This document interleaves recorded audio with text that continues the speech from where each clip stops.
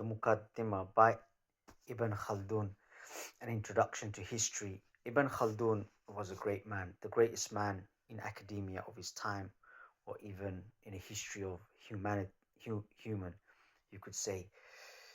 He is the father of social sciences, father of political sciences. They will never teach you this in universities. Well, you're studying in the disciplinary of um, School of Social Science or Political Science or Sociology, whatever it may be that you're studying, he'll never get mentioned. But he's the man that will truly went out there and done his field research like a modern day researcher, like in the qualitative scope, and provided the narrative. And he critically looked at previous history, those wrote before him, and he assessed their narrative by going to those places, and he rectified all the mistakes. Uh, Also, he was a judge in his time under the Mamluks. Originally, he was from Al-Andalus, and he left Al-Andalus because there was serious Christian advancement at the time. He was around the time of the Al-Muwahhidun, as far as I know, and he traveled to the Mamluk city of Egypt, and he served as a judge there.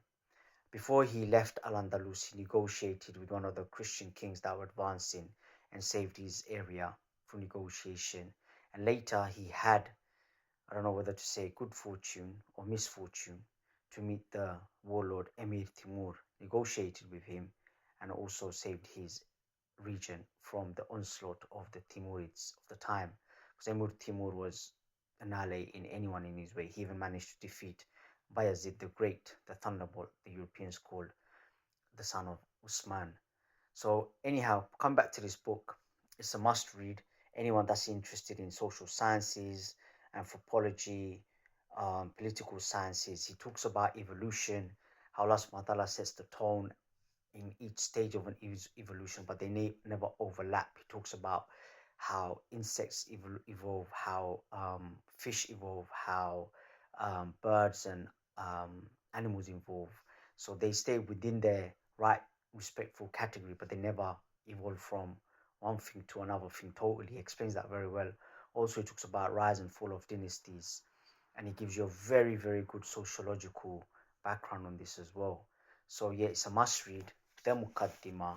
This is it's not that big a book really, but one has to take his time, go through it. But yeah, check it out.